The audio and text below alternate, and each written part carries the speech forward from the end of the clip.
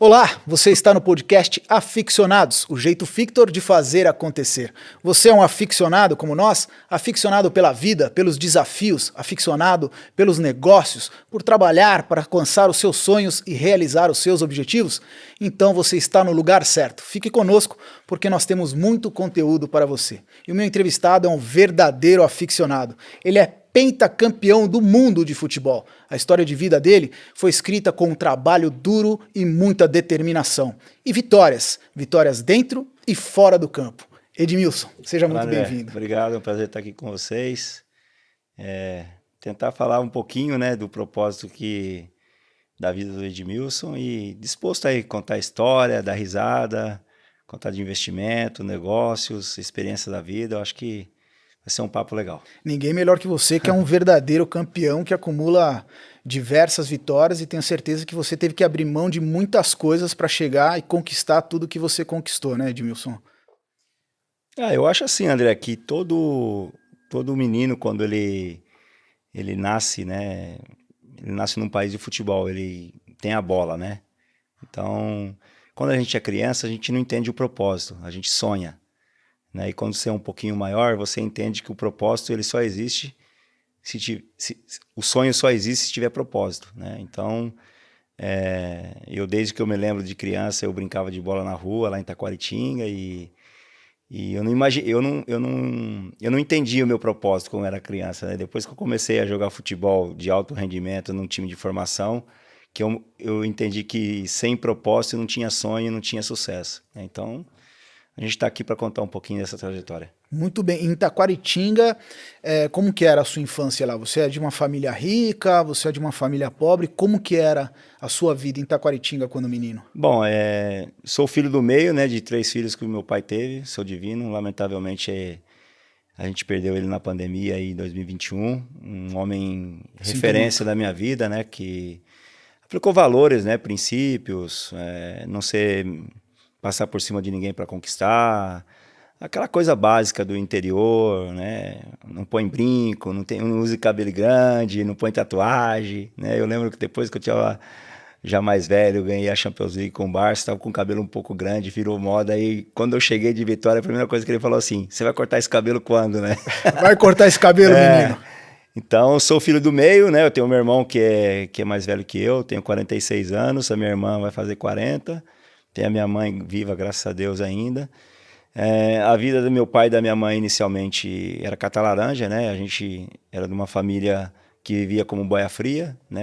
Minha mãe e meu pai construíram a casa nossa catando laranja, limão, mexerica. Destacando que é um trabalho importantíssimo. Importantíssimo, e se ninguém colher, não tem laranja. Ninguém toma suco, né? Então, a gente viveu, né? A infância... Eu vou falar para você que a gente não passou necessidades, porque meus pais sempre trabalharam para que nós, né, meus irmãos, pudessem ter uma educação, né, principalmente de valores familiares, acima de tudo de escola.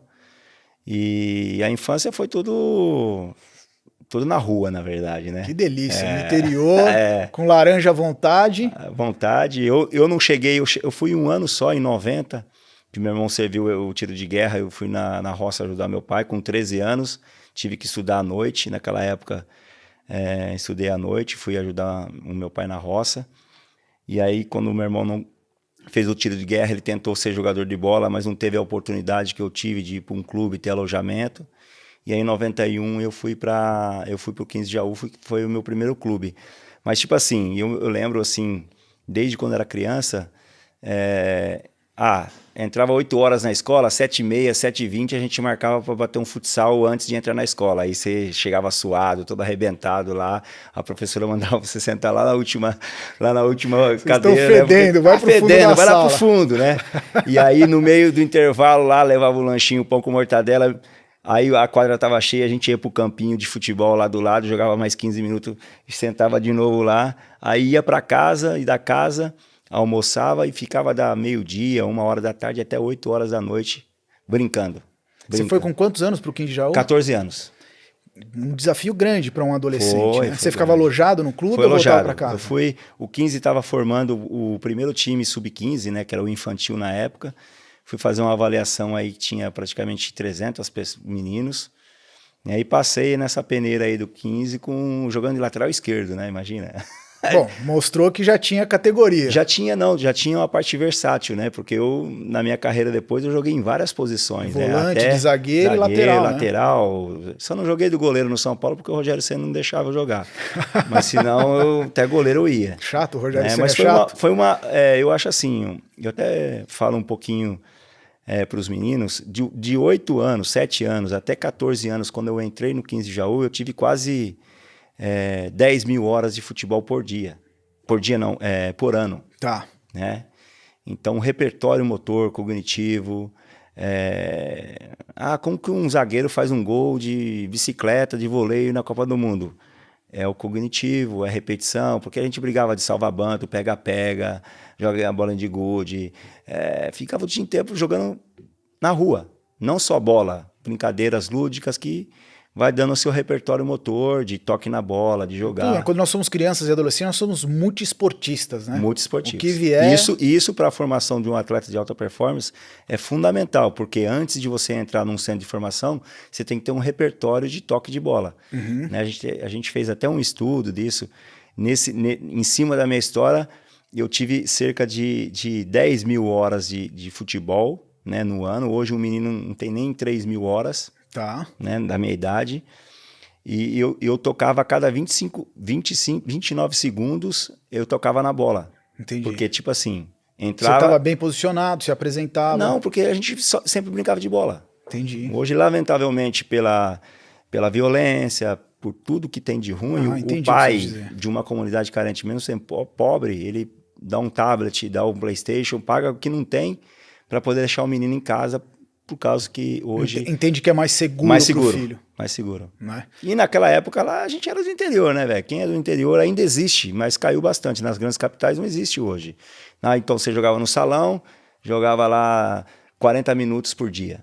Uhum. Aí não tinha lugar no salão, estava ocupado, a gente ia pro campinho de terra. O campinho de terra tá cheio, a gente ia pro asfalto. O asfalto tá cheio, vamos brincar na areia. Então esse repertório motor do atleta brasileiro que faz a diferença no mercado do futebol. Por isso que os atletas brasileiros são criativos, têm improviso, né? Aprende a gente jogar com a latinha na rua. Aí você enumera aí uma quantidade enorme de atletas que vêm dessa repetição aí de jogos lúdicos que é de jogo de rua. E você ficou até com quantos anos no 15 de Jaú? No 15 de Jaú eu fiquei com até 18 anos. Em 94 eu vim para o São Paulo. Você veio para o São Paulo. Nossa, quase que você pegou o São Paulo do Mundial, de quase. 92, 93. Isso. Em 94 você ainda pegou uma equipe muito boa, que chegou no final da Libertadores, né? Isso. Eu vim em 94, em maio, né? Inclusive, o São Paulo foi fazer um amistoso. Esse time que jogou a final da Libertadores... ficou treinando para jogar a final da Libertadores depois do Mundial de 94 nos Estados Unidos. Então só não estava o Miller, o Zete e o Ronaldão, zagueiro, que estavam na seleção, e esse time ficou fazendo amistosos em preparação. Aí o São Paulo foi fazer um amistoso em Jaú, com o profissional do 15. E quem que te viu lá? Seu Poi. O seu José Poi, o antigo treinador, jogador do São Paulo, era treinador do 15. E aí ele falou, a gente tem um magrelão aqui, joga de zagueiro, joga de volante, fica de olho nele. Naquele mesmo dia o São Paulo jogou, nós empatamos 0-0, eu acho que a gente ia tomar uns 10. Uhum. Naquele mesmo dia o São Paulo me levou.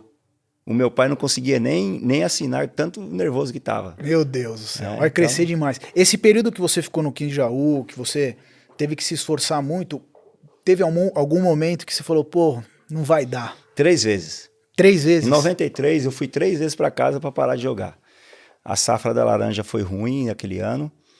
Teve o plano Collor, que o pouquinho de dinheiro que o meu pai tinha foi confiscado para cuidar da entre safra, porque a safra é 6, 7 meses depois para. E meu pai não queria ir catar algodão, recolher amendoim, essas coisas. Meu pai queria só cuidar da parte de laranja, porque estava com uma empresa forte e tinha essa margem para poder alugar o que ele tinha para fazer, o que era que ele tinha um caminhão.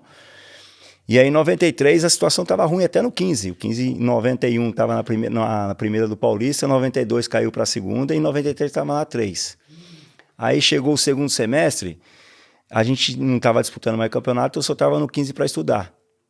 E eu vou ser um pouco longo nessa história, porque Não, por favor, fica à eu vontade. acho que aí mostra a verdadeira amizade, o verdadeiro comprometimento, o valor da família perto de você. Né? Eu lembro uma vez que eu fui para Taquaritinga, porque a gente só estudava. Né? E a gente inventava treino lá. E tinha uma quantidade de japoneses que vinham fazer intercâmbio no 15 de Jaú. Uhum.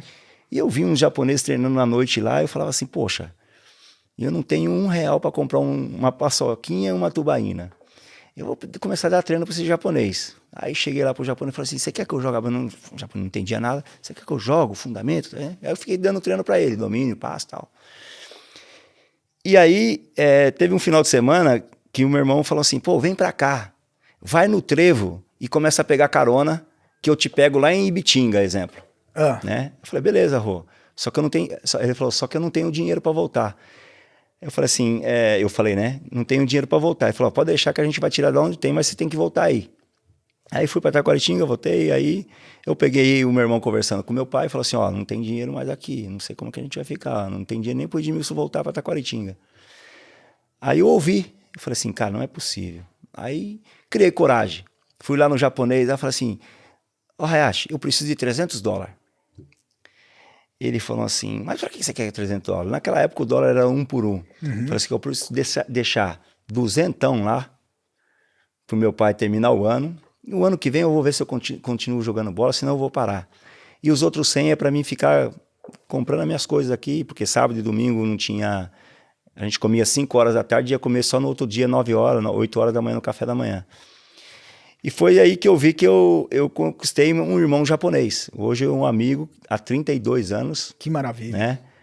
Né? E o meu amigo me ajudou a realmente pular esse obstáculo. Porque se eu tivesse voltado em 93, em 94, em maio, o São Paulo não tinha me visto. Entendi. Né? Então, mais do que o valor do dinheiro, foi a atitude dele ele de ver... Porque eu nem falei com ele, eu chamei um intérprete para falar e explicar a situação. Eu falei, não, você tem um coração bom e eu sei que vai dar certo. A minha maior alegria foi que quando a gente foi campeão do mundo em 2002, eu fui no Japão, em Kawasaki, no Japão. Todo mundo saiu para festa, festejar. Eu fui levar a medalha de campeão do mundo para a mãe dele beijar e falar assim, ó, vocês fazem parte desse título. Agradecimento. Então gratidão, né? Foi um momento difícil, pensei em desistir. Esse ano aí, eu lembro, o patrocínio do 15 era um frigorífico de peixe, de frango, lá de Itapuí. Posso falar aqui, né? Pode. Frigoríficos e tá bom. Irmão, era frango assado, frango ensopado, frango em molho. Cheguei no final do ano lá, aí minha mãe queria falar, mãe, não aguento nem meio de frango, velho. Você come frango hoje em dia? Eu como frango, mas não é cozido. Frango cozido não vai. O frango caipira cozido é bom. Casca fora, tem uma recordação ruim, cara. E como que foi a chegada no São Paulo? Quando você chegou no São Paulo, porque Tele Santana, um elenco gigantesco, você sentiu que ali ia deslanchar ou você ficou meio de segunda? Falou, será que vai dar certo? André, lá eu entendi o propósito de sonhar. Né? Quando eu estava no 15 de Jaú, você sonhava em alguma coisa? Eu sonhava em tirar meu pai da roça. Então o sucesso ele só vale a pena se atingir pessoas. Lá no 15, você sonhava? Eu sonhava em tirar meu pai da roça, dar uma vida boa para ele, não sei, porque talvez se eu ficasse jogando no 15, na Ferroviária, em time que eu não ia ganhar dinheiro, ia ganhar um dinheiro para casar, para ter uma família. Quando eu chego no São Paulo, eu falo assim, agora eu sou de verdade, né? Como se diz. Opa, aqui a estrutura agora, é outra coisa, a mudança da água pro vinho, né? E aí, quando eu chego no São Paulo em 94, existe uma transição, né? São Paulo termina a geração campeã, de 90 até 94, quando perdeu a Libertadores pro Vélez. Eu te cortando, desculpa, mas eu lembro que eu não sei se era eliminatórias para a Copa do Mundo ou Copa América, teve um jogo que tinha 9 jogadores do São Paulo. Não sei se era amistoso da seleção, era muito jogador. São Paulo teve uma fase... São Paulo era Barcelona na época que tinha a seleção espanhola, que tinha 9. Na Copa de 2010, que a Espanha foi campeã, tinha 7, 8 jogadores que eram o time do Barça. Xavi, Iniesta, Puyol, Piqué. Messi não estava, né? Mas podia estar, né? Ia ser trique mundial. Cara, eu não imaginava que eu tava no São Paulo primeiro. Eu falei, poxa vida. Será? E eu fui emprestado, né? Eu tinha que mostrar que eu era bom para poder realmente ser contratado, né? Fui emprestado por 3 meses. E aí, quando eu chego no São Paulo em 94, 95, o seu Tele já começa a ficar doente, né? Que era o técnico do profissional. Tele Santana. Só que eu venho pro Júniors do São Paulo, não vim pro Sub-20, eu não vim pro profissional direto. Você tinha quantos anos quando chegou no São Paulo? 18 anos. Muito bem. E aí, quando eu chego no São Paulo em 94, não tinha cotia, não tinha nada. Morava de arquibancada, treinava no Rebouça, Terrão. Hoje lá é um luxo, né? Hoje é um resort, na verdade. Molecada não quer. A estrutura do CT do São Paulo em Cotia é sensacional. Primeiro mundo, né? O menino não quer sair de lá, um resort daquele, quer ficar lá a vida inteira ganhando bem. Você vai pro Barcelona, eu vou nada, eu vou ficar aqui no CT do São Paulo. Então houve uma mudança de ciclo, né? O São Paulo ficou de 89 até 94 ganhando tudo praticamente. Aí o São Paulo teve a enfermidade do seu Tele, teve um monte de jogador que saiu, teve o problema da reconstrução do Morumbi, a reforma do Morumbi, e aí o São Paulo começou a investir pesado na base, né? E aí houve cobrança de resultados, sabendo que você estava trazendo muito jogador da base, que o São Paulo ia fazer investimentos fortes no Morumbi, na estrutura do Morumbi. Uhum. Cara, eu lembro como se fosse hoje. Cheguei no Morumbi lá e falei, puxa vida, cara, tava no 15 Jaú, agora eu tô no Morumbi, agora eu sou jogador de verdade, né? Antes eu era de mentirinha. E aí eu comecei a entender o propósito de estar ali. De mentirinha numa, né? Porque você já vinha do já era do 15 Jaú, pesado, né? Mas, cara, quando você tá num time menor, você não vê muita perspectiva de propósito. Entendi. No São Paulo você teve algumas conquistas. Você teve a Copa Comebol nos juniores, foi em 96, é isso? Tô certo? Campeonato Paulista de 98 e o de 2000. Você falou do Rogério. Rogério é chato? Assim, eu digo, exigente, cobrava muito. Porque eu lembro do Rogério no gol gritando o tempo inteiro com a zaga, posicionando o time. Todo líder e todo cara ambicioso, ele é persistente, ele não é chato. Muito bem. Então o Rogério, ele tem, na verdade, um chip vitorioso dentro dele que ele não passa por cima de ninguém, mas ele não aceita perder. E no meio do futebol, você tem que ter essa mentalidade. E eu aprendi muito com o Rogério, aprendi muito com o seu Tele, né? Eu fiquei... Tele Santana, você tem alguma história para contar do Tele? Sim, claro que eu tenho. Poxa, conta para nós, por favor. Pô, o Tele é você que é mais novo, que não conhece, não pesquisou futebol, o Tele Santana, para mim, eu acredito que de repente pro Edmilson também, foi o melhor técnico de clubes que o Brasil teve, né? O Tele teve Infelizmente ele não ganhou a Copa do Mundo, porque merecia muito ter ganhado a Copa do Mundo. Mas ele foi um grande educador de homens. De homens. Como era a tua relação com ele? Cara, aí cheguei no São Paulo, fiquei no Júnior, fui para Dallas Cup, lá um torneio internacional, ganhamos do Milan na final, fiz o gol, voltei, jogamos o Campeonato Paulista de Aspirante, fomos campeão, e eu tudo dentro, né? Falava, eu olhando para Taquaritinho, não posso voltar pro pé de laranja não. Por continuar aqui. Aí os meus amigos lá falaram, o Edmilson deu sorte. Sorte? Todo mundo fala, a empresa cresceu, mas também teve sorte. Sorte? Não sabe os perrengues que eu passei. As renúncias que eu tive. Quantas horas de treino? De treino? Porra, muitas horas.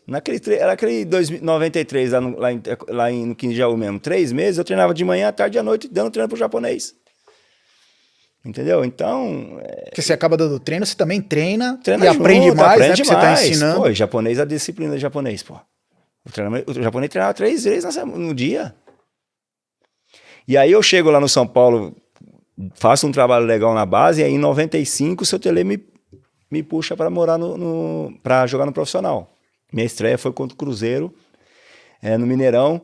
O Toninho Cerezo, imagina, eu substituí o Toninho Cerezo, eu vi o jogo do Toninho Cerezo. Responsabilidade. Meu Deus do céu, na hora que eu entro, 1-0 pro Cruzeiro. Eu falei, caiu a casa. Aí ganhamos, viramos o jogo 3-1. Mas aí eu lembro que eu mesmo jogando no profissional, eu morava lá no Morumbi. E eu saía com os caras que cuidavam do estádio Morumbi, os jardineiros, eu saía de perua com os caras de manhã, 7h30 da manhã, saía de perua para ir para Barra Funda treinar. E o seu Tele testava isso aí, era um teste que ele fazia.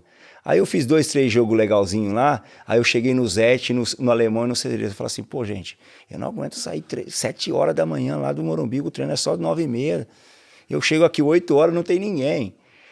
Aí ele falou assim, calma que o seu ele tá te testando. Aí fiz mais um Quem jogo. que te falou isso? O Zete e o Cerezo. Olha. Calma. Vou resumir aqui. Aí chegou um dia, o seu Tele me chamou. Depois do treino, vem aqui. Vem cá. Falou, ó, vem cá. Quer vir Sério? O Tele era sério? Quer vir morar aqui no CT? Eu falei, quero, seu Tele. Longe pra caramba. Morumbi, Quantos anos Barra você Funda. tava?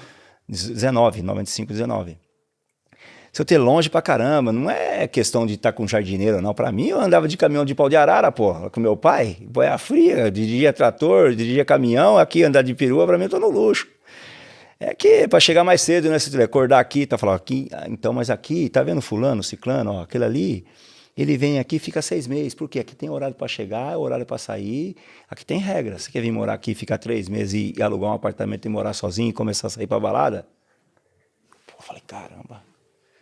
Você tem que ficar aqui pelo menos 2 anos. Eu falei assim, eu fico aqui enquanto eu não casar. Você falou? Falei. E ele se surpreendeu? Aí ele falou assim, ó, então eu vou te dar 3 dicas. More aqui durante o tempo que quiser. O dia que você for dormir fora, seja na casa de um parente, de um amigo, você tem que avisar na portaria e eu vou ligar lá para saber se realmente você tá lá para não estar contando mentira. Segunda coisa, você tem carro já? Eu falei assim, eu falei, tô tirando a carta, mas não tenho. Eu tô indo de ônibus para Taquaritinga, já jogando no profissional de São Paulo 95. Preciso comprar um carrinho, né? Porque o ônibus é 6 horas, seu Tele. Eu vou comprar um carro. Então compra o carro e fica pelo menos 2 anos com ele. Tá vendo aquele fulano lá? A cada 3 semanas ele troca de carro. Perde dinheiro e tá sempre ostentando coisa. E a terceira coisa, irmão, chegue antes sempre, em todos os compromissos da sua vida. Se é 7 horas, chega meia hora antes. Meia hora do treino, pega uma bola, vai pro paredão, aprende os principais fundamentos do futebol. Controle e passe. Irmão, aquilo lá foi uma faca de injeção. Não, foi uma injeção, irmão, no meu coração. Eu fiquei morando 2 anos no CT. Aquilo abriu a tua visão como jogador. E o São Paulo, eu falo assim, eu não ganhei nada no São Paulo. Eu fui preparado para ser vitorioso. Fiquei 5 anos e meio, ganhei 2 títulos, praticamente. Fora dos juniores, né? Os juniores, mas no profissional. Joguei 290 jogos pelo São Paulo. Sempre fui o cara... Em 98 a gente foi campeão paulista em cima... Mas eu não joguei. Você é só campeão quando você tá lá dentro. Ah, entendi. Não joguei a final. Me considero que eu tava no grupo. Já. Isso aí foi uma injeção. Morei 2 anos no CT, comprei um carro, demorei 2 anos para vender pro França ainda, que era meu companheiro de quarto. Nossa, goleador. E, irmão, meu principal fundamento do futebol, na França, quando eu fui para a França, era o passe e a virada de jogo.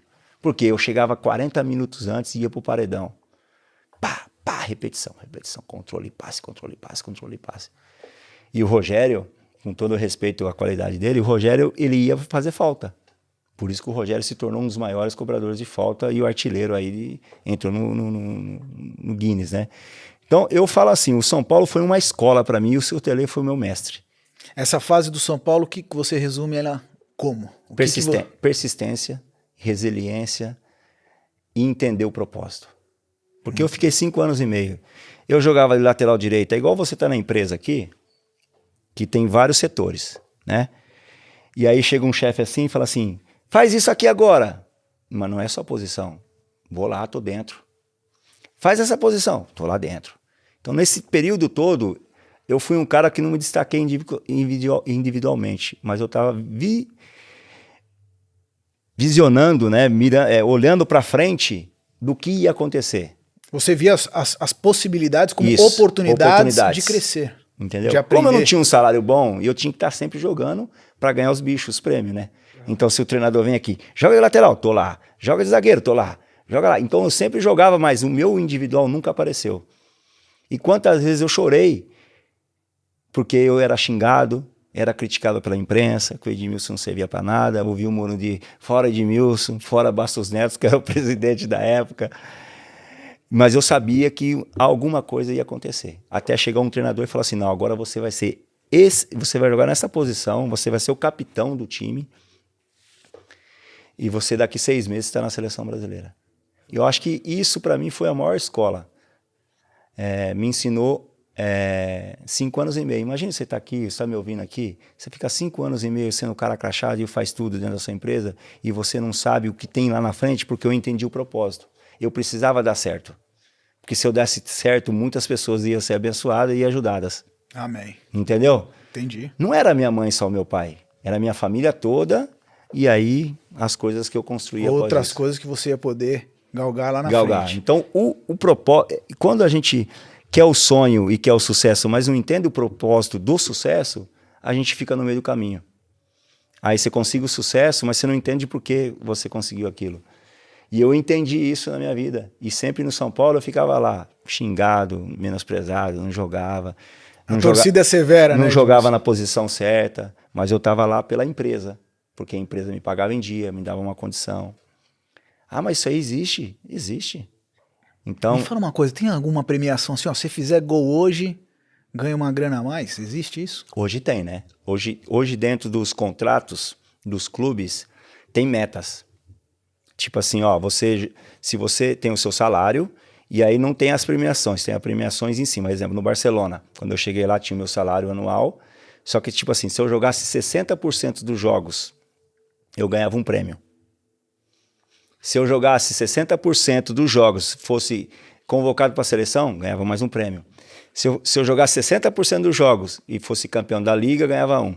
Da Liga dos Campeões, ganhava outro. Se fosse convocado para a seleção, e aí consecutivamente.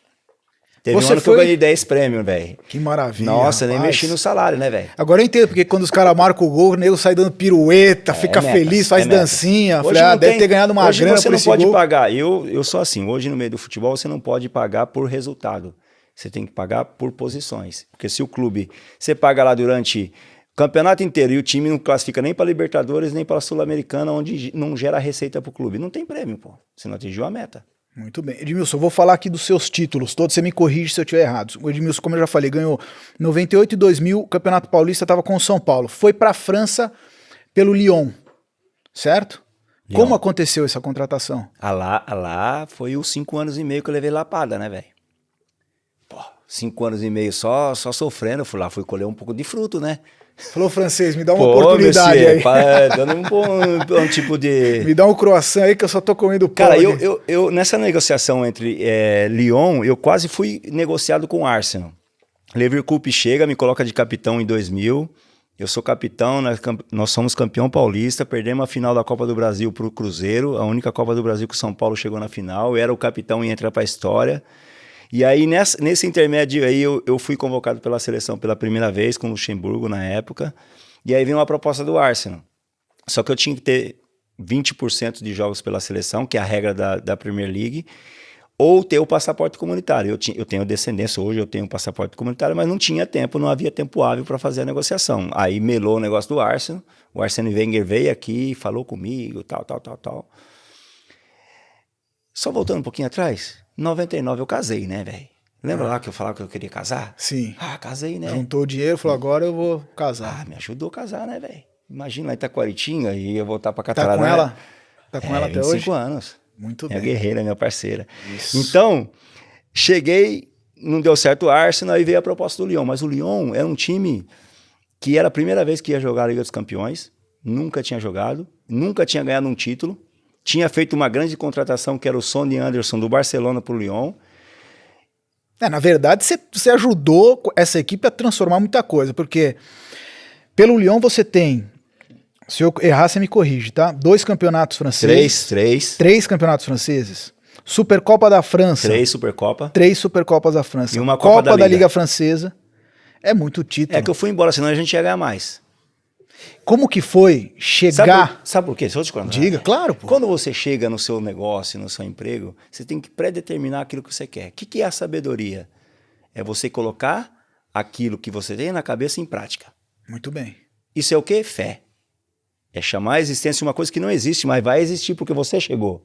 Você é diferenciado. Você mentalizou aquilo. Você mentalizou. Então você chega no Lyon, um time que nunca ganhou o Campeonato Francês, na entrevista do L'Equipe, um carinho, um senhorzinho lá do L'Equipe fala assim: Monsieur Edmilson, qu'est-ce que tu veux faire ici à Lyon? O que você veio fazer aqui no Lyon? Eu falei, vim ganhar título. Mas como? Nunca ganhou, mas a partir de agora a gente vai começar a ganhar. Não é o Edmilson. É a minha pré-determinação daquilo que eu quero. Muitas vezes a gente chega no lugar, a gente chega por chegar. Não, a gente tem que chegar chegando. E colocando aquilo que você tem em mente. Se vai acontecer, é trabalho, dedicação, renúncia. E aí o Lyon ficou 7 anos O Lyon foi campeão consecutivamente 7 anos seguidos. Claro, com a gestão sempre excepcional do Jean-Michel Aulas, que é o presidente do Lyon, acionista maior, que vendeu agora para o mesmo grupo que comprou o Botafogo. Mas imagina, cara, recém-casado, eu casei em 99. Não sabia nem falar bonjour. Ia num restaurante só onde tinha foto. Aí eu fui num restaurante e comi todo o cardápio que tinha. Aí mudamos para outro restaurante que tinha foto. Já pediu alguma comida e veio outra coisa que você não entendeu nada? Cara, adaptação. Mas o meu chip de vencedor foi nos 5 anos e meio no São Paulo. Eu sabia o que eu queria. A sua base de preparação psicológica, de objetividade. Aí, André, nesse período de 4 anos de contrato que eu fiz no Lyon, tem a Copa do Mundo.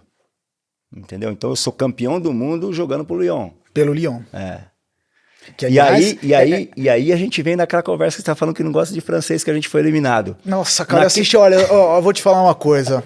Eu sou apaixonado pela seleção brasileira. Quando é a seleção, eu sou São Paulo e a seleção, eu quero muito que a seleção ganhe tudo. E as 3 Copas que a França tirou a gente, Edmilson. Alguém precisa chegar em alguma Copa e tirar a França. Não vamos chegar. Também tá engasgado. É meu sonho, cara. Quando fala, eu quero evitar a França, eu falo, não, tem que pegar a França e eliminar a França porque eles já tiraram a gente de 3 Copas. Não aguento mais. André, eu chego em 2000 lá e os caras contam assim, Ian, Idu, Itrozerro, de 98, irmão. Senhora. Engoli sapo, hein?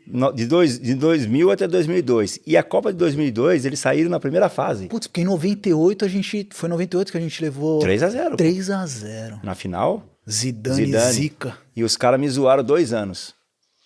Aí...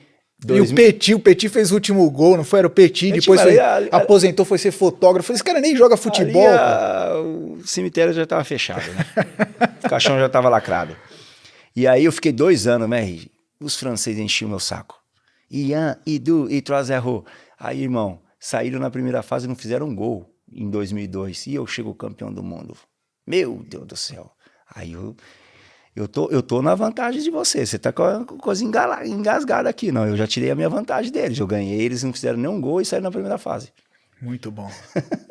E você pegou a gente tava conversando, você pegou uma fase do futebol, você craque, e você tava cercado de outros diversos. Você jogava contra os galácticos do Real Madrid, meu. Beckham, Zidane, Ronaldo. Nós pegamos a fase, eu peguei a fase também do Lyon, na época que a gente pegou o Ibra no Ajax. Nossa. Em 2000. Voando baixo. Pelo amor de Deus, irmão. O cara passava. E pra marcar o cara? Não tinha jeito. Você fazia assim pra achar a bola. Fortão, e rápido. Ele e agressivo, forte, né? Ele é agressivo. É um cara que aí você pega o Arsenal da época do Henry, do Vieira, do Pires, daquela galera toda. E Manchester United da época do Beckham, Giggs, aquela rapaziada. Porra.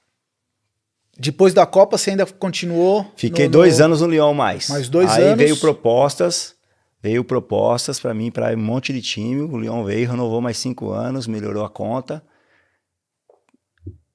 Mas eu tinha um propósito no Lyon. Tinha um propósito de ficar mais 2 anos lá. Era o tempo que a gente às vezes quer no nosso tempo. Fiquei um pouco triste e tal, mas eu tinha que ficar pelo menos mais 2 anos lá. Foi o tempo que eu estava cuidando de um casal que estava mal lá na época. Uhum. Você estava ajudando pessoas? Um casal de muçulmanos que se converteram, ficaram cristãos, e era o tempo de Deus para mim lá. Muito bem. O dia que a menina fez a oração, eu falei assim, Deus falou no meu coração, falou assim, agora você pode ir para qualquer lugar, mas o meu sonho era jogar no Barcelona. E aí você foi? Aí eu fui pro Barcelona. Chegou no Barcelona, em 2004. Você tinha Ronaldinho Gaúcho. Era um timaço. Onde estava o Messi? O Messi estava no Barça B e subia para treinar a gente de vez em quando. Você usava o Messi de gandula? Mandava o Messi buscar bola? Não, nesse nível não. Não, mas, cara, a gente já observava. A gente não acha, eu particularmente, ninguém imaginava que ele ia fazer durante 12, 15 anos aí o que ele tem feito junto com o Cristiano nessa competição. Uhum. Mas a gente já via que o menino era diferenciado com 17 anos. Quando ele começava a subir para fazer treino com a gente via a frieza dele. Ele, com 17 anos, eu vou jogar um jogo contra a Juventus. Eu tô concentrado lá, fazendo o meu ritual lá para aquecer e tal, olhando, mentalizando o jogo, ele tá lá. Parecia que ia jogar uma peladinha com os caras no fundo de quintal. né? Pronto, Então, nasceu pronto. mas, cara, foi uma etapa que mudou também muita coisa na minha vida, né? O Barcelona você também teve diversas conquistas, né? Campeonato Espanhol, 2 campeonatos espanhol, Supercopa da Espanha 2 Supercopa, e a Champions League. Champions League. Campeão da Champions League, fantástico. A torcida espanhola, ela é mais caliente que a francesa, mais severa? Como era essa relação com a torcida? Eu acho que a França é um pouquinho mais fanáticos, né? Porque a França tem mais torcidas organizadas. O Barça não tem uma torcida organizada, né? Como você lidava? Você falou, pô, eu chorava porque a torcida xingava, a imprensa criticava. Como faz a cabeça de um campeão como você para deixar as coisas no centro de novo e quando for fazer o trabalho, não olhar no retrovisor para ver o que falaram e só seguir em frente? Primeiro Deus, né? Tive um encontro com Deus muito jovem e mudou meu caráter. Primeira coisa que Deus muda é o seu caráter de vida. E segundo, a minha família, minha esposa, meu pai, minha mãe, todo mundo no meu entorno, meus amigos. Eu acho que isso aí foi a chave para mim entender o propósito da vida. Deus, família e trabalho. Amigos, e trabalho. E vai embora. Vai embora. Aí vence. Porque você chega no Barcelona, irmão, que nem era o meu sonho, era jogar no Barcelona. Mas na vida nem tudo é aquilo que você quer, né? E hoje eu entendo porque que em 5 jogos no Barcelona eu rompi o cruzado. Minha primeira temporada no Barcelona eu fiquei 9 meses machucado. Deus queria me dar uma paradinha ali, né? Porque senão eu achava que era... Como que você lidava com isso mentalmente? Cara, porque não é fácil. Foi difícil de entender. Uma lesão não é fácil. Uma lesão que acontece, para um cara que é muito ativo... Quando você chega no Barcelona, um jogador do Barcelona hoje, ou de time grande, tô falando aí de 16, 17 anos atrás, você não paga restaurante, você não... Cara, você tem tudo. Você tem tudo. O cara fala aqui, você não vai pagar. Aí tem sucesso, tem poder, tem fama, tem dinheiro, tem mulher, tem saída, tem noite, tem balada, tem tudo que tem. Nesses 4 anos de Barcelona, teve 9 divórcios. Por que eu machuquei com 5 jogos? Talvez eu estaria nesse meio aí. Vai saber os propósitos de Deus. Entendi. Eu dei uma parada. Aí eu tive que dar 900 passos para trás. 9 divórcios de camarada. Você estava vendo? Camarada de todo mundo, em torno de tudo. Mas isso existe? Existe. E a gente está aqui para falar o que realmente edifica dentro de uma carreira de alta performance. Seja ela no meio financeiro, seja ela em qualquer setor da vida. E no futebol é diferente porque você é exposto e você tem que render porque você é julgado por aquilo que você faz. Um jornalista erra, ninguém cobra. Um fulano erra, ninguém cobra. Você é exposto a cada jogo, a cada momento, né? Então, para mim, hoje eu entendo porque eu fiquei 2 anos mais no Lyon. Hoje eu entendo porque eu machuquei e fiquei 9 meses parado. Voltei muito mais forte, mais humilde, vamos dizer. Talvez eu ia ficar meio mala, ia perder os meus valores do divinão, do meu pai. Talvez eu ia encontrar alguém no meio do caminho e ia perder minha família. Você está destacando algo que eu entendo como humildade. Eu vi estava estudando você, né, pra gente fazer essa entrevista, e eu vi você comentando sobre um jogador, um garoto de alguma base, que ele usava cordão de ouro, ele andava já, tipo o Messi. E você falou, quem é você? Conta essa história pra nós. Não, foi em 2009, né? Voltei no Palmeiras, depois de um tempo lá na Europa. Eu voltei no Palmeiras em 2009 porque eu gostei do projeto do professor, que era o Vanderlei na época, né? E eu queria jogar a Copa de 2010. Né? Eu fui convocado para a Copa de 2006 na Alemanha, mas uma semana antes eu machuquei o menisco e fui cortado da Copa. E aí eu queria jogar mais uma Copa. Queria jogar uma 3ª Copa. Aí eu voltei para jogar no Palmeiras. E aí a molecada da base do Palmeiras ia fazer os jogos lá de sábado de manhã. E aí eu sempre via os jogos para ver os meninos. E tinha um tal de Romarinho, não lembro o nome do menino. E, cara, tinha pinta de menino. Eu falei, cara, não precisa de tudo isso para você mostrar. Você já é um craque dentro de campo. Não precisa ter essa ostentação. Só do carrão, do ouro. Essas coisas. E ele já tinha um contrato profissional e tal. Ele falou assim, quem é você e tal. São uma de muitas histórias que a gente encontra em cima de meninos e jovens que querem ser rico, famoso e conhecido, mas não sabe que isso trazem transtornos socioemocionais terríveis para a vida. Né? Muitas pessoas no mundo não estão preparadas para ter 1 milhão, ou 100 milhões, ou 4 bilhões. Né? Como você lidar com isso aí? Vai te atrapalhar você ser uma pessoa melhor ou pior da vida? Né? E eu quis interpretar dele que ele tinha que criar o próprio perfil dele sem querer imitar pessoas. Como existe hoje o menino querer imitar o Messi, o Ronaldo. Cabelo do Neymar. Entendeu? Ele vai criar o perfil dele e ele vai trabalhar para criar o perfil dele, a comemoração dele, o estilo dele, tudo dele. Do Palmeiras, você voltou para a Europa ou continuou no Brasil? Não, então, eu fiquei 4 anos no Barça, aí terminou meu contrato. Fiquei 1 ano no Vila Real, na Espanha, e 2008, 2009 voltei para o Palmeiras. Fiquei 1 ano aqui no Palmeiras, temporada 2009. Aí voltei para a Espanha, para o Zaragoza de novo. Fiquei 1 ano e meio no Zaragoza, quando ele estava na primeira divisão. Muito bem. E terminei a minha carreira no Ceará em 2011. Em 2012 eu decidi parar. Por que o Ceará? Por causa do Belete? Eu sei que o Belete estava lá, vocês jogaram juntos. Não, o Belete foi para lá, mas teve um problema físico, acabou não ficando. Cara, o Mancini estava lá na época, eu gostava do trabalho, era um projeto legal, que eu já tinha falado com o Evandro Leitão, que era o presidente da época. A gente ia fazer 1 ano ali e eu ia já começar a transição na parte de formação da base, né? E aí, cara, você morar 10 anos e meio fora do país, né? E voltar para o Brasil e ter a mentalidade de muitos presidentes, torcedores, é complicado.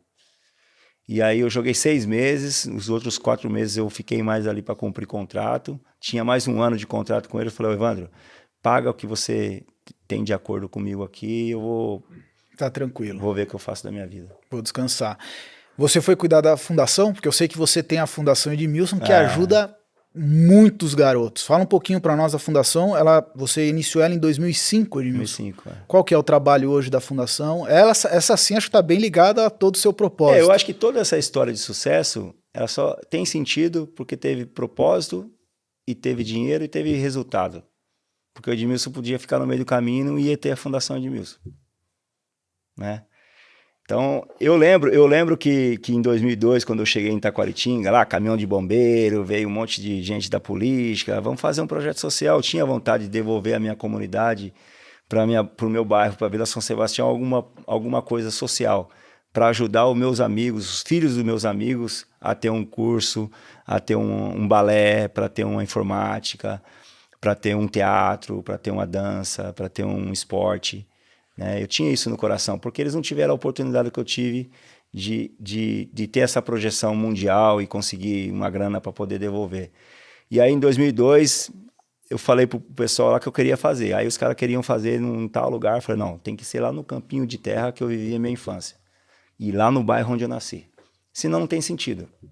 E aí, em 2002, a gente chamou os advogados, fomos estudar o que era o terceiro setor, ONG, associação, instituto, fundação, e a gente decidiu, eu e minha esposa, de fazer a fundação. Demoramos 3 anos para a gente entender a missão, né, porque é uma missão. Sem dúvida E hoje nenhuma. a fundação ela tem 17 anos, a gente construiu a sede em Taquaritinga, a gente atende 350 crianças, não é a escola de futebol, a gente leva crianças para tirar do meio ruim. Eu já soube que tem muitos karatecas lá, muito ligado à arte marcial. É o esporte principal. Os meninos vêm para jogar bola, vai tudo pro karatê. Fantástico, que legal, meu. Temos campeões do mundo do karatê, temos crianças que entraram com 9, 10 anos e hoje são educadoras da fundação. Nós contratamos, a gente tem uma professora de balé lá, a Ramira, fez a aluna, aí foi estudar e hoje ela é professora de balé e de dança da fundação. Então, desde 2005 você transforma vidas, Edmilson. A gente investe em vidas, porque eu entendi o propósito. O seu sucesso ele só vale a pena se for ajudar pessoas. Em que momento você decidiu virar gestor de um time, o SCA? Como aconteceu? Porque o jogador, todos nós sabemos que todo jogador, às vezes, depende do jogador, ele tem dificuldades de continuar depois que a carreira termina, né, Edmilson? O cara acaba a carreira e fala, pô, e agora? O que eu vou fazer? Você encontrou um caminho. Por que você foi abrir um time de futebol? Bom, André, eu aprendi muito na fundação, porque quando eu paro de jogar em 2012, eu era o principal patrocinador da fundação. Construção, tudo eu fiz. Mas chegou um momento, eu tinha o meu dinheiro na Suíça, fora do país, o dinheiro que eu ganhei na minha carreira, paguei meus impostos e tal. Tinha um gestor de fortuna, um cara que cuidava do meu dinheiro, eu falei assim, ó, parei de jogar e esse dinheiro aqui eu preciso durante um tempo, até eu me encontrar dentro do mercado, para poder pagar os meus custos diários, porque a fonte secou e eu preciso tirar a receita de algum lugar. De onde eu vou tirar? Dos juros, dos interesses, da bolsa, do que for, que ele vai me ajudar a investir. Eu lembro, vou voltar atrás, quando eu comecei a ganhar dinheiro, eu comecei a falar assim para minha esposa, falei assim, ó, a mesma coisa que eu vou dar para o meu pai e para minha mãe, eu vou dar para o seu pai e para sua mãe. Eu vou comprar uma casa para o meu pai, para minha mãe, e eu vou dar para ela. E a gente vai comprar uma casa para sua mãe e para seu pai, são deles, tá bom? Só que é o seguinte, eu não poderia criar um plano de vida para o meu pai muito alto, porque depois que quando eu parasse, ou eu tinha que reduzir o custo de vida deles, né? Então, o que eu fiz? Eu fiz um valor que eles conseguiam viver, separei um dinheiro, 1 milhão de euros, exemplo. Separei um dinheiro que é meu e com os interesses eu pagava o custo de vida deles, sabendo que eu tinha dado a casa para eles e a cada mês dava o dinheiro e eu tinha o meu dinheiro ainda, né? E aí, quando eu paro de jogar, eu sento com o cara fala assim, pô, Edmilson, aqui tá legal, você pode ficar aí a sua vida inteira que você quiser, você não precisa nem trabalhar, você vai pagar seu custo aqui, beleza. Eu falei, mas eu vou voltar a trabalhar porque eu não posso mexer naquilo que eu ganhei, né? Eu tenho que viver dos interesses dos meus investimentos, né, financeiros, em bolsa, em tudo que ele me apresentou durante esses 10 anos que a gente fez, para que eu pudesse sobreviver do lucro. No meio do caminho me apareceu um monte de oportunidade de investir em lojas de surf, posto de gasolina. Eu era calça branca, irmão, não entendia de nada. E aí tá os gaviões. Sabe por quê? 78% dos artistas, jogadores, os caras que ganham muito dinheiro, sabe onde ele se arrebenta? Onde? No divórcio. Deixa 50%. 50% com pensão e sem liquidez. Daqui a pouco ele se empolga, aí casa os de novo. 30% ele pega alguém para investir numa Bitcoin, essas coisas todas que tem no meio do mercado aí, te engana. Porque não é gente da gente que tá levando o negócio para você. São oportunistas, colegas, amigos de pagode, de baladinha, de saidinha, que vai oferecer porque ele tem interesse no seu momento. Você vai perder os 30%. E vai sobrar o quê? 10% para você pagar a pensão e ainda você custear. É um estudo que tem isso aí. 78% dos atletas que perdem tudo, primeiro é os 50% que divide para a mulher. Porque o cara viveu 20 anos em alto rendimento de cobrança e tal, ele fala assim, agora eu vou tirar um ano sabático. E vou viajar, e vou gastar, e vou sair, e vou pagode. Ele acha que ele é solteiro, arruma uma menininha, arruma um meninão, arruma quem for ali, e no meio do caminho ele arrebenta a família. E aí ele arrebenta o principal patrimônio dele. Não de dinheiro, de família. Gente, né? E aí chama o Lohan, fala, Lohan, Edmilson, você tem aqui um valor aqui que não dá mais. Isso aqui você tem que fechar, que era a fundação. Tá. Que eu bancava lá todo mês. Tá. Aí falou, ó, isso aí é o meu filho, eu não posso matar ele. Como é que eu vou matar ele? Não tem como. Me dá 3 soluções. Vou ver aqui. Fizemos uma reunião depois, não tem solução.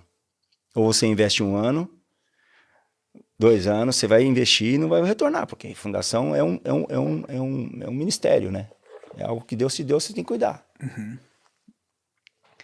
Aí eu falei assim, me dá uma outra solução. Ele falou, não tenho. Eu falei assim, então me dá 15 dias que eu vou te dar uma solução. Aí eu pensei, falei assim, 2012, Jogos Pan-Americanos. 2013, Copa das Confederações. 2014, Copa do Mundo. 2016, Olimpíadas. Uhum. Lohan, eu vou trabalhar durante 4 anos para a fundação. Todo o cachê, toda a publicidade, tudo que eu fizer, nós vamos criar um mini fundo aí que me dê uma receita para a fundação. E eu vou buscar outras situações para que a gente possa estancar essa autodependência do Edmilson. Trabalhei esses 4 anos para a fundação, montamos aí um fundo, que não é meu, é da fundação, e esse dinheiro cai lá cada mês, que a gente cobre 40% do custo anual da fundação, de 800 crianças diárias hoje em 4 polos. Muito bem, Edmilson. E hoje o SCA, que é o seu time de futebol, o SCA. É a renda. Aí o SCA é o seguinte, o SCA, 2016, aí o cara vem aqui e fala assim, pô, Edmilson, vou fazer uma palestra, deposita na conta da fundação. Eu falei, não, agora eu tenho que trabalhar. Deixei a fundação lá, e aí que eu fiz? Eu voltei a morar em Barcelona. Tá. Só que os 4 anos da fundação, eu não entrei só para dar palestra, eu e a minha esposa, a gente imergiu no terceiro setor. Tá. Sabe? Eu vi a necessidade do jovem em sonhar. E eu vi a principal dificuldade do talento do jovem brasileiro. É a família e o socioemocional. Uhum. Né? Quando você vê uma criança, um adolescente pegar uma faca e saquear uma professora, como a gente teve um caso aí... Muito triste. O problema está lá na casa, não está na segurança da escola. Se eu fosse um governante, eu contratava um assistente social para cada classe, para saber a necessidade desses alunos lá. Não esquece conselho tutelar. O que você está passando, né? O que você está passando? O que o menino está passando? Por que ele tem essa atitude?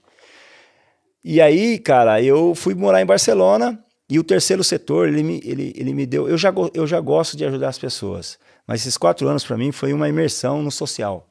E hoje eu tenho algo em mim aqui que quando fala de ajudar pessoas, me enche os olhos e eu falo, vamos para dentro. Graças a Deus que eu tinha o Lohan lá na Suíça e a minha esposa, senão eu tinha dado todo o que eu ganhei. Qual que é a minha meta? É trabalhar para quê? Para ganhar mais, para ser mais bilionário, para ter mais problema, para ser uma pessoa mesquinha, prepotente, ostentar? Não preciso. Eu preciso ganhar dinheiro para ajudar pessoas. O meu principal foco é ser próspero, porque eu sendo próspero, eu atinjo pessoas. Se não tiver que acontecer isso, não preciso mais. O que Deus me deu tá bom. E você ainda ganhou alguns títulos, né? Embaixador internacional da AACD, embaixador mundial da Liga Francesa de Futebol e embaixador do Barça aqui no Brasil. Tem que ter muita credibilidade para ganhar esses títulos, né? E você tem um canal agora de YouTube, Os Improváveis. Os Improváveis, terminamos a série, né? A gente fez um reality em lugares improváveis do Brasil. Foi ver o quê nesse Ver lugar? menino da oportunidade. Fui numa tribo de índios no Tocantins. Nunca um campeão do mundo, nenhum jogador de bola foram lá. Ver quem? Os índios, eles são bons de bola. O que é ajudar os outros para você? Ajudar os outros... Ajudar as pessoas, como você está falando. O que é isso para você? É amor. É querer para os outros aquilo que você tem. E não precisa ser dinheiro, é oportunidade. E ensinar ele a crescer. Então o terceiro setor me ajudou muito, a fundação me ajudou muito e me ajuda a cada dia. Cada dia a gente tem experiência, me ajudou a entender o que é fazer futebol. E aí eu fui morar em Barcelona em 2016. Fiquei lá morando 2 anos. Os 4 anos, olha o que eu estou falando, os 4 anos que eu trabalhei para a fundação, em 2 anos eu ganhei 6 vezes mais do que os 4 anos que eu trabalhei em prol da fundação. Fantástico. E no meio desse caminho eu conheci um fundo de investimento japonês, que eu fui contratado para Fujitsu, Japão, para desenvolver uma startup de edição de vídeos e análise de desempenho de jogadores, que era do beisebol, eles queriam imigrar para o futebol. Quem me trouxe? O meu amigo Hayashi, dos $300. Lá de trás. Lá de 91.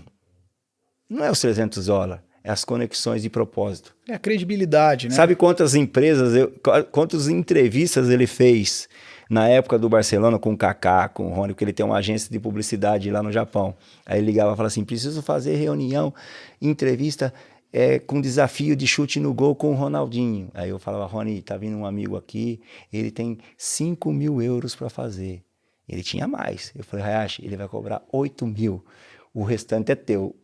Os $300 rendeu, hein? Muito bem. Irmão, lei da semeadura. Você planta amizade, você vai colher amizade. Você colhe lealdade, é lealdade. Você investe em pessoas... O plantio é livre. É livre. A colheita é obrigatória. Então aí veio o SCA, irmão. Veio o SCA. Aí na mesa de negócios, o que é investir em futebol? O que é investir em agronegócio? O que é investir nisso? Eu expliquei um métier que eu entendo. Fazer futebol é assim, assim, assim. Já fez negócio com japonês? Eu nunca, eu já joguei beisebol, né? ano e Você sabe 8 que eu fui meses. campeão brasileiro de beisebol iniciantes. Aqui é a comunidade japonesa que manda no beisebol brasileiro, Não, né? lá no Japão é sensacional, né? Os caras foram campeão do mundo agora lá nos Estados Unidos, bicho. Eu tava lá vindo, era melhor que ganhar a Copa do Mundo de futebol. E aí sentei na mesa e falei assim, eu entendo de fazer futebol assim, mas tem vários modelos. O que é fazer futebol? É ser agente, é ser representante, é ser isso, é ser aquilo? E aí a gente ficou 1 ano e 8 meses namorando. Já investiu em agronegócios? Não. Tá convidado. Depois passa aqui, porque a Fictor aqui agronegócio também é peixe? Agronegócio é tudo que é alimentação, inclui... Ó, deixa eu falar pra você, André. Mas acho que o peixe não tá no Deixa eu te agronegócio, falar, não. eu tinha vontade... Eu tô falando peixe porque eu entrei numa sociedade, um frigorífico de peixe. Ah, tá. Eu tinha vontade... Quando eu parei... Pô, já tem conexão no Japão, durante a minha vida, o meu pai saiu da roça. Aí eu falei, pai, vamos comprar uma fazenda, vamos plantar cana, pá. Eu queria. Só que ele falou assim, quem vai cuidar? E eu não quero trabalhar. Você vai cortar a cana? Ele falou assim, compra um sitinho pra mim, cuidar das minhas galinhas, dos meus porcos e ter minha horta. E não precisa ser grande, não. Compra um pouquinho grande, aí eu vou precisar de ração, de milho, isso aqui eu terceirizo, o cara me dá 3 sacos e tá bom. E não investe aqui em luxo, porque quem vai morar aqui sou eu. E quem vai ser assaltado, se vier assaltar aqui, sou eu, não é você. Vão crescer o olho em cima de mim. Mas eu tinha vontade lá voz da atrás. experiência. Fazenda, laranja, cana, apareceu muitas oportunidades. É, porque você, queira ou não, seu pai era do É agronegócio. agronegócio. Né? Edmilson, está chegando ao fim aqui o nosso Pô, tempo, mas papo eu quero... bom, vamos dar uma risada aqui, vai. Pedir licença para o nosso diretor, só para tomar mais um tempinho. Conta a história da ovelha negra lá no Barcelona. Você foi dar uma entrevista, quis explicar uma coisa, foi entendido de outra forma. Conta para nós. Sempre a gente tem uma ovelha negra na família, né? E no vestiário de futebol, então, repercutiu isso lá? Ainda mais quando não ganha, né? Não, cara, eu tava machucado, aí o pessoal tava jogando, era a data FIFA, o pessoal tava tudo pra seleção, tudo, o Deco tava machucado também, aí tava lá, aí o pessoal da TV3, da TV Catalunha, fez uma entrevista comigo no Camp Nou. Aí eu tô lá, e a fase do Barça tava meio ruim, o Ronaldo não tava legal, brigado com o Eto'o, isso, aquilo, um monte de coisa. E aí eu tô lá no Camp Nou e tinha uma rede de bar em Barcelona chamada Ovelhas Negras. Ovelhas Negras. Bom, eu tô lá na entrevista, tal, o cara perguntando como é que tá o vestiário. Eu falei, o vestiário é uma família. A gente vive mais, vocês vivem mais no escritório mais do que a família. Nós, jogador de bola, é igual. Viaja pra lá, viaja aqui, quando tem férias, vai lá pra seleção. E o futebol é uma família. Se essa família não estiver unida... Sempre tem uma ovelha, aí faltou a palavra, velho. Aí eu olhei lá, sempre tem uma ovelha negra. Putz, irmão, viralizou. Acabei a entrevista, fui pra casa, comi, fiz a siesta da tarde, né, que lá tem a siesta. Já vejo a manchete. Aí eu chego lá, o Deco fala assim, pô, Magrelo, que você deu a entrevista aí, tá pegando fogo no negócio. Eu falei, Deco, eu dei uma entrevista, né, mas tá fora de contexto. Aí eu botei lá no Barça TV lá, tava lá. Edmilson denuncia o vestiário, tem uma ovelha negra. Putz, velho. Primeira coisa que eu sabia. Tinha lá uma briguinha de ego entre o Ronaldinho e o Eto'o. Primeira coisa. Eu viajava com o Ronaldo na seleção, pô. Viajei. O Ronaldinho Gaúcho. Com o Eto'o? É ciúminho, né? Porque o Ronaldinho, o Eto'o queria jogar igual o Ronaldinho e não conseguia. E o Ronaldinho era o talentoso e o Eto'o era trabalhador.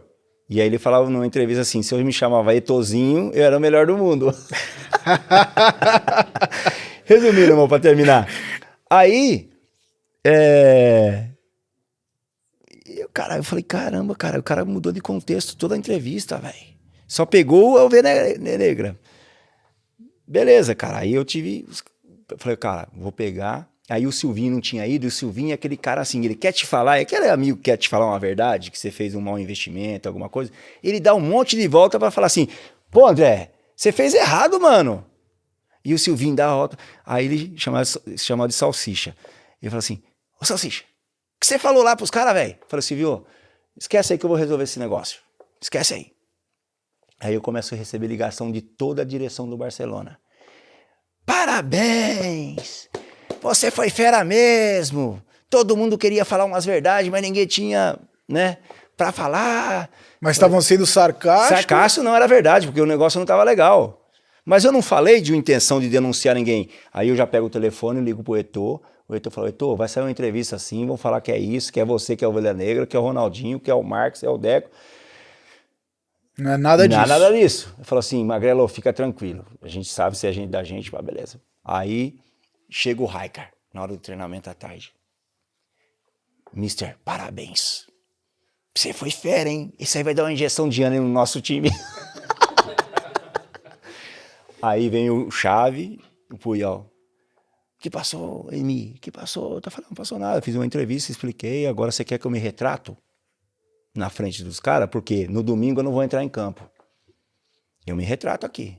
Aí eu falei pro capitão lá, o Puyol. Falei, Puyol, antes de começar eu quero falar uma coisa aqui. Rapaziada, fiz uma entrevista assim, assim, assim. Não foi o tom de denunciar que o negócio tá ruim. Não quis acusar ninguém. Mas vocês sabem que tá uma porcaria, né?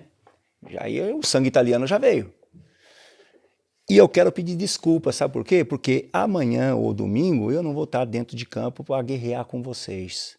Mas a partir desse momento aqui, isso aqui vai ser... Aí, irmão, peguei, chegamos... O negócio tava ruim. Chegamos na semifinal da Liga dos Campeões aquele ano. Perdemos para o Manchester United, que foi campeão aquele ano.